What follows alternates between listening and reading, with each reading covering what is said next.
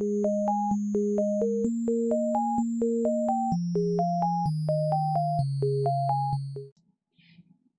everyone, it's Miss Smith. Today I'm going to show you how to use your computer to create a digital cityscape. You can also use your computer to create any other digital pieces of art, but today specifically this is going to be a cityscape. So in our cityscape, just like in our textbook, the foreground is going to end up being the darkest, and then the buildings are going to get lighter and fade, and the color is going to fade the further back they are in the background. So what you want to do is on the bottom of your screen, you'll have a search bar.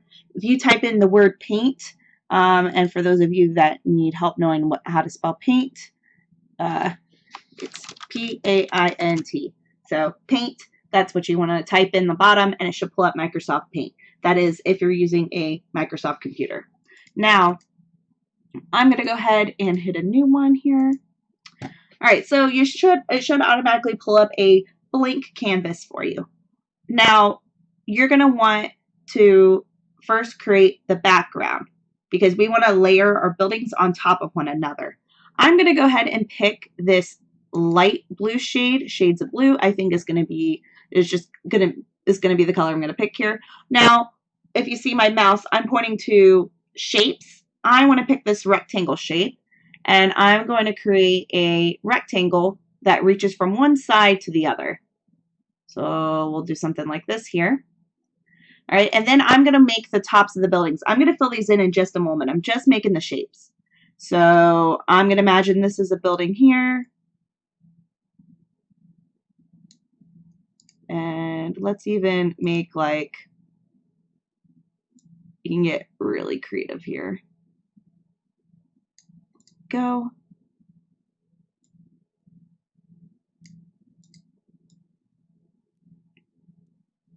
Can make them different sizes too. You know, just drag in until you get the shape you want, and then you let go.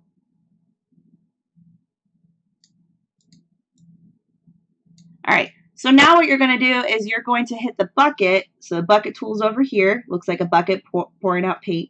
I'm going to tap it, and I'm going to fill in my shapes. So here we go. Now, if you accidentally tap outside of your shape, it will fill in. If you accidentally do that, there is a button. You're not able to see it on my screen right now, but up above this home button and file button, you'll see a backwards arrow. If you tap that arrow, it goes back a step. And you can also use your keyboard and hit the Control button and Z together, and that also goes back a step. All right, so I've got my background done. Now I'm going to go ahead and move to the next row, and I'm going to pick a darker shade of blue.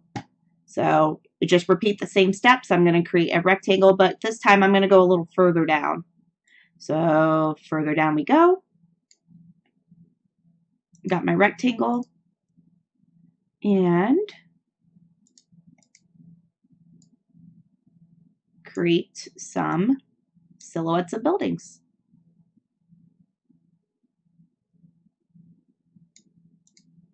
Some of these I can give another top to.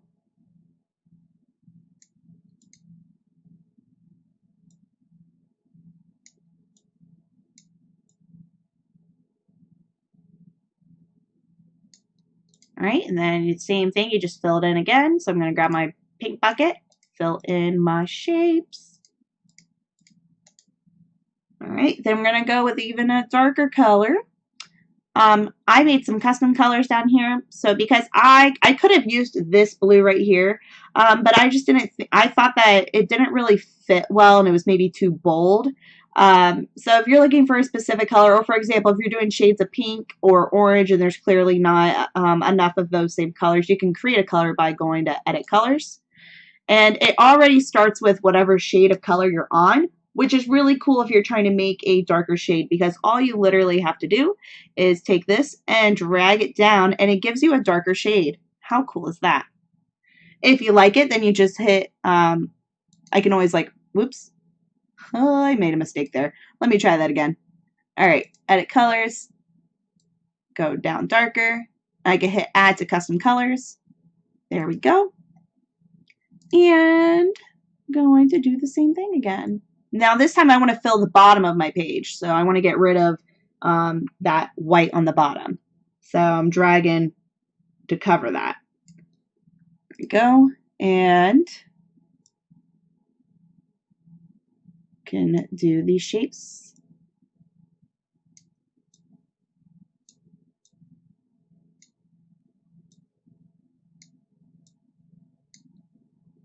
And let's see, maybe I want something here. Okay, now I'm going to go ahead and take my bucket and fill in my shapes. Whoops. There we go. All right, so I have my basic cityscape done.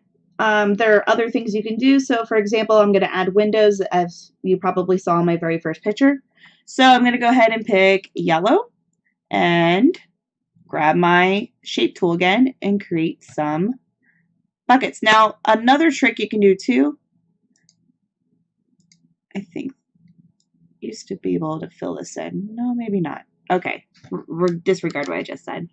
All right, I'm going to go ahead and create my rectangles. Now, you can also use circles. Your windows don't have to be exactly even. That's okay. Your buildings do not need to be perfect in any way. Art is art. It could be anything. Filling in. Boom. And of course, you could also go crazy and add in a bunch of windows. I'm just doing about 6 or 8 on each one.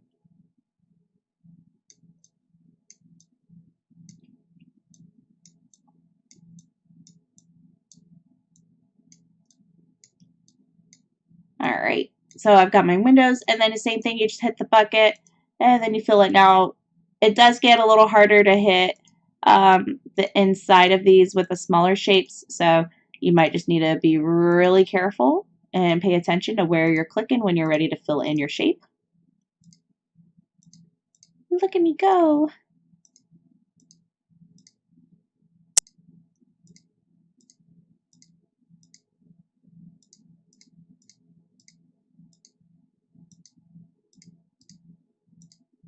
All right, now my windows in the background, you could use the same shade of yellow. There's no problem with that, but if you wanted to add in a little bit of extra jazz here, you can go ahead and select a lighter shade of yellow the further back you go. So I'm going to go ahead and go with a lighter shade. And same thing, create some windows. I'm not going to worry about making too many windows in the background since it's kind of getting further away. So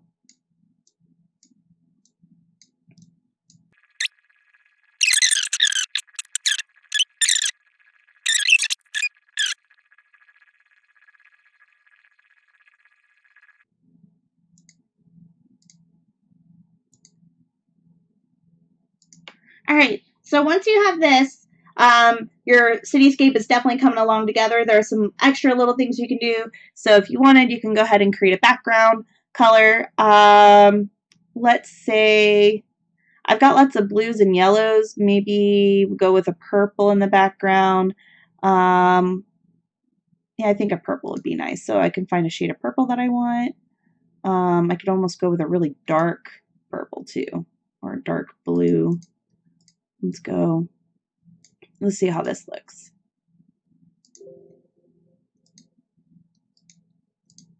There we go. So I went ahead and did that. I could even go ahead and add in these stars and create some stars in my picture if I wanted to. Make it a night, a little night sky.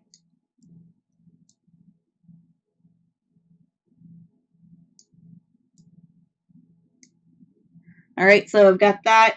And then another touch I can do is add in my name. I could either type it or you can use the pencil tool to write your name, which is really difficult with a mouse. It's a lot easier if you have a tablet, connected to your computer. So here I go. then I can type and then stretch it out. Oops.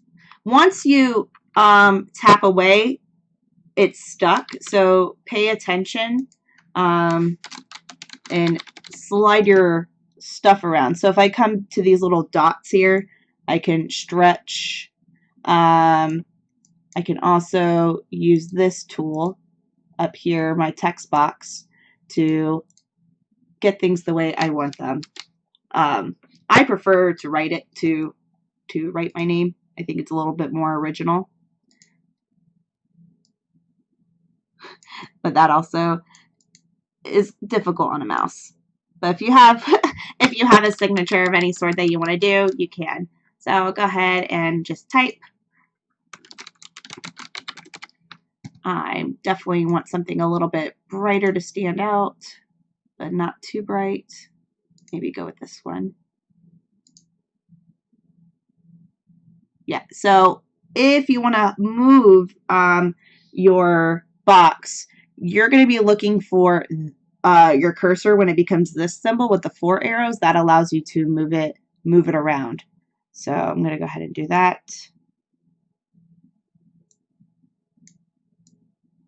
And there we go.